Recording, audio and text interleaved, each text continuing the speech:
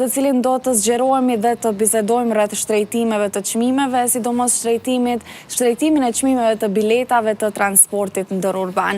Mirëmëngjesi dhe kënaqësi të kemi në studio. Faleminderit ty që je prezent sot në emisionin Alarm dhe që kemi me fol për një temë mjaft aktuale në vendin tonë, por na tregos si e shes pari gjendjen aktuale të ekonomike në vend. Gjendja aktuale ekonomike në vend le mu dëshiru shumë ma shumë të jetë më mirë, sepse inflacioni e ka bërë të vetën, inflacioni, si që dim, është edhe global, mirë po në këto rëthona, ne si shteti vogël, shteti pa konsolidu, një shdo është të bëjmë më shumë, zakonisht një shdo është të mirë dhe mosa më shumë, për arsye se qytetarët e vendit po përbollën në një rritjet enorme të çmimeve dhe këtë pjesë i çdo është të mberen më shumë institucionet gjejtëse për këtë pjesë. Po kohëve të fundit po flitet shumë për rritjen e çmimeve. A jemi duke e kaluar një krizë inflacioni, që realisht ka kohë që po ndodh, apo është një valë e përkohshme që ka shpresa të tejkalohet? Jo, në këtë pjesë jemi në inflacion kisha thonë galopant, i cili po rritet javë, muj, me shifra alarmante, të cilën duhet të bëjnë politika më të mira për të mbështetën sidomos shtresat të ndryshme të qytetarëve, sepse si që shohimi nuk po ka fund kjo pjesë dhe duhet të bëjmë më shumë institucionet gjatëse. Po cilët janë sektorë që kanë pësu më shumë nga kjo rritje e çmimeve, këto kohët e fundit? Gjitha sektorët kanë pas rritjet e çmimeve, po zakonisht këto e pësojnë shtresat më të ulta, zakonisht spitale, institucionet e shëndetësisë zakonisht, sepse janë njerëz që kanë nevojë më shumë të mbështeten këtë pjesë. Në këtë pjesë janë pensionerët keq, sepse janë shtresa më e ulët, edhe këto në këtë pjesë po thelluhet apo ndohet në dy shtresa, në njerëz ku kanë qëndrojnë më mirë dhe njerëz të cilët janë shumë keq, i çdo është të mbështeten më shumë përmes politikave të ndryshme, si pensionerët, si njerëz që kanë nevojë në shëndetësi, studentët këtë pjesë, e të tjera.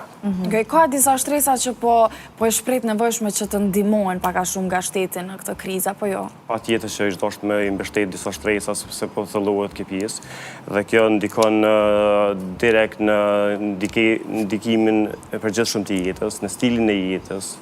Në këtë pjesë mirëqenia zvogëlohet dhe ka efekte të ndryshme anësore, si psikologjike, stresat të ndryshme e tjera. A janë këto rritje të çmimeve të justifikueshme nga rritja e kostove të prodhimit edhe të shërbimeve? Ani pse kostove përgjithshme është rritur në një dëshmitar ku me 25 prill rritja u bë për 16% e energjisë nga zyra rregullatore e energjisë. Kjo ka efekt të përgjithshëm. Mirë, po i çdo është edhe të kontrollohen her pas here çmimet se a janë reale, sepse mund të ketë rrugtime të çmimeve të tjera. Po si ndikon kjo situatë te konsumatori i zakonshëm ose tek familjet që i kanë të ardhurat më të ulta? Te kjo pjesë ndikon sepse zakonisht konsumatorët, ekonomitë familjare kryesisht orientohen rreth sektorit të ushqimeve dhe në këtë pjesë kursimet ulen e aq me pak të mendohet të bëhen investime kapitale. Në këtë pjesë ka pas rritje të përgjithshme të produkte, në këtë rast 16.4% të produkteve të kafes, 13.1% të transportit, 11.1% të pemet, që pemet janë gjithë ditë që i prekin gjepat e qytetarëve, 10.1% është mishi që është bukur alarm, sepse është nevojë e përditshme, 7.9% qëndron qumshti, vezët dhe djathat, gjithashtu 6.9% perimet që janë nevoja elementare, janë përditshme që na prekin secilën gjithë ditë në gjepat tonë. Po së fundmi dukshëm janë shtrejtuar edhe çmimet e biletave të transportit ndërurban. Pse ndodhi kjo pikërisht tani që jemi duke u përballë me rritje alarmante të çmimeve edhe në produkte tjera edhe përfshirë edhe ato esenciale? Po, e kemi pa, është edhe ke pjesë të shqetësuese, ani pse çmimet e naftës në këtë pjesë, në këtë periudhë qëndrojnë me ullët, mirë, po kostoja e jetesës edhe është rritur. Unë mirë po mendoj që në këtë pjesë është dashtë ndërhyrjen të shtetit të i mbështetet disa shtresa ku e përdorin transportin, si studentët, apo pensionerët, apo njerëz me ndihma sociale. Pra ende nuk ka ndërhyrë shteti që me ju jap ndihma këtyre? Nga kjo, ende s'kemi parë diçka të tillë, e që është alarm për këtë pjesë, sepse është kosto e papërballueshme sidomos për këto shtresa që ecej ka më lart. Po, plus dikush që udhton edhe çdo ditë mundet me pas ende dhe më vështirë. Tash me udhtu edhe më mirë thot po ecin kom se sa me udhtu. A ka ndonjë analizë konkrete se për sa përqind janë rritur çmimet e biletave? Biletat nuk ju rrit në pjesë, do nuk ju rrit në çdo në vend, këtë rast e pom në Mitrovicë, Prishtinë. Saktësisht nuk e di me përqindje, sepse nuk kam analizë thellë këtë pjesë, sepse nuk është rritur në përgjithësi çmimet në nivel vende. Do ju rrit në ndonjë pjesë, sikur është këtë rast Mitrovica me transport me Prishtinë. Po sa konkurrencë reale ekziston në sektorin e transportit ndërurban në Kosovë dhe ndikon edhe kjo tek çmimet pastaj? Patjetër që ndikon kjo pjesë. Ish dashur të jetë edhe konkurrencë më e madhe, ish dashur edhe inspektorati i tregut të përcjell këtë pjesë nëse ka eventualisht ndonjë troktim të çmimeve, sepse kjo është ndaluar në ekonominë e vendit, e rregulluar me ligj. Okej. A ka dhëna që tregojnë që ka një rënje të numrit të udhëtarëve tash pas rritjes këtyre çmimeve të biletave, apo jo një? Jo, rënje s'mund të ketë, sepse qytetarët janë të detyruar të udhëtojnë prapse prap, nuk mund të hypin automjetet dhe të vinë prej një vendi në vendin tjetër. Mirë po janë të ngushtuar në këtë pjesë, janë të ngurtësuar, janë të fatkeqësisht janë pozitë keqe.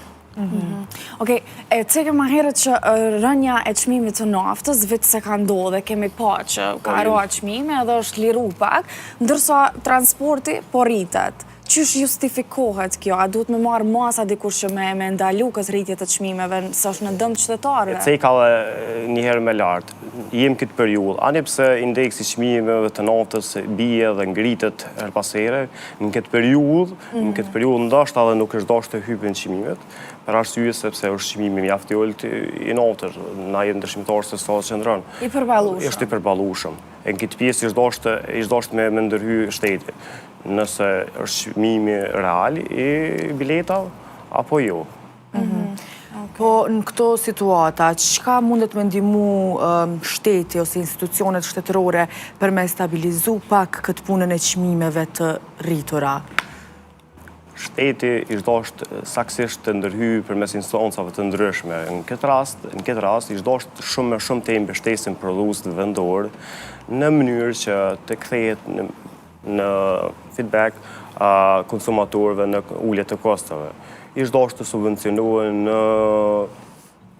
në prodhim të secilit produkt, sidomos të produktet bujqësore, sepse jemi dëshmitar të ngritjes së madhe të çmimeve, ish dashur të subvencionohen direkt prodhuesit për prodhimin që e kanë bën, në mënyrë që t'i ulet kosto e qytetarëve të vendit. Po sipas mendimit tënd, cilat janë sfidat më të mëdha që kryesisht pjesa financiare e shtetit tonë po përballet edhe çka po ndikon në mos menaxhimin e mirëfillt të saj? Këtu ka domon efekte të ndryshme. Në këtë rast është edhe mos konsolidimi i parlamentit, është mos rregullimi i institucioneve. Kjo vetë vështirëson, vetë se thellon krizën në nivel vendi. Ish dashur të bëhet në këtë pjesë të i kalim dhe të bëhen institucionet, të morën politika më mbështetëse, në mënyrë që të bojmë diçka, sepse na e dim që inflacioni është global, mirë, po ne jemi vend i vogël dhe ndikohemi shpejt nga këto pjesë, jemi të pambrojtur. Kjo është një nga faktorët. Kur jemi të transporti publik, a ka ndonjë model rajonal ose evropian që Kosova mundet me ndjek për me garantu transport publik më të përballueshëm? Modeli kemi mjaft. mirë po ishtë dashtë të bënë veprime, ishtë dashtë të lëshohen rrugë të ndërtohen tramvaje, trenet të ndryshme. Dhe sidomos parkingje publike, ani pse flitet shumë për to, po në veprim po bëhen pak, këtë gjë për vujnë qytetarët e venit. Pse po pasojat po janë kryesisht për konsumatorët që udhtojnë. Okej. Po, qka duhet me bo me menaxhuna këtë pjesë tash? Kush i ka fajet? Përveç konstituimit ku vendi? Po, është jetim që të mund ne i kemi fondove jasë.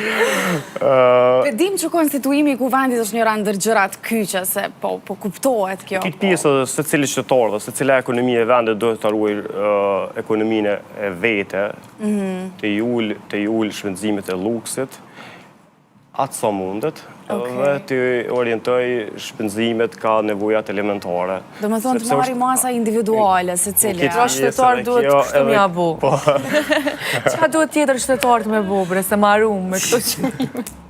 Shtetarët duhet të punojnë më shumë. Shtetarët po ankuën në këtë pjesë pak. Unë jam gjithë ditë në teren, jam edhe tregtar, përveç se ekonomist. Qytetarët po ankuën, mirë po punojnë edhe pak. Po punojnë pak. Po punojnë pak. Sidomos në sektorët e bujqësisë, për ceki saksisht, sepse ishtë dashtë se cili me bojë si preventime mbrojt ekonominë vetë familjare. Që duke përduar pëmë, perime, apo duke mojtë lopë tjera. Direktori, po. Ne jemi dëshmitarë të rritjes çmimeve dhe enorme të këtyre pjesëve. Po ndoshta ju ka u motivimi se po rritën çmimet, po kënej rrogat nuk po rritën këtë pjesë. Është edhe kjo pjesë, është edhe kjo pjesë, patjetër që është edhe kjo pjesë. Po patjetër që po Si e komenton, po du me ditë pak një ekonomist. Edhe herë? Këtë pjesën që po rritën çmimet e produkteve, çmimet tjera, po rrogat jo, po mbesin të njëjta. Çka është të ndohë? E kam edhe si kritik edhe ishtë dashtë edhe institucionet edhe inspektoratit tregit me i përcjell biznesmenët apo ndërmarrësit që kanë rruga që japin në punëtorëve, nëse veç një produkt e ngrisin çmimin, ishtë dashtë ngritet çmimi edhe i punëtorëve, sepse kjo ngritja e çmimeve edhe mos ngritja e rrugave të punëtorëve, po ka efekte anësore. Po rritet profiti i biznesmenëve, i ndërmarrësve, i njerëzve që kanë biznese, ndërsa punëtorët po mbesin rrugat e njëjta. Kjo është shqetësuese, ishtë dashtë edhe inspektoratit tregut me i përcjell të pjesë shumë më shumë. Me justifiku çmimet cilat po bëhen, nëse janë reale apo jo. Okej. I morëm disa këshilla prej një ekonomisti, i morëm disa informacione, edhe po shpresoj që veç ka me u përmirësu gjendja, Valon, se s'kemi zgjidhje tjetër, a? Na me shpresë do të jetojmë gjithë. Mirë po edhe në këtë pjesë ishtë dashtë edhe qytetarët pak të bojnë bojkot, pak të bojnë edhe protesta më shumë, ndoshta do të bëj me mirë, se për ndryshe edhe qytetarët po rrinë ort, edhe konsumatorët do mund për vujnë edhe për pranojnë këtë pjesë. E vërtet. Edhe për fond, diçka do një mesazh ose diçka që nuk e kemi cek, nuk e kemi përmend gjatë intervistës që kështë dashtë me përmend? Po besoj që i përfshi. Apo i kemi përfshi gjitha? Përfshina të gjitha që ka mendova se ishte në Ja vlen me ullësi. Faleminderit shumë, Valon. Faleminderit shumë, ishte kënaqësi.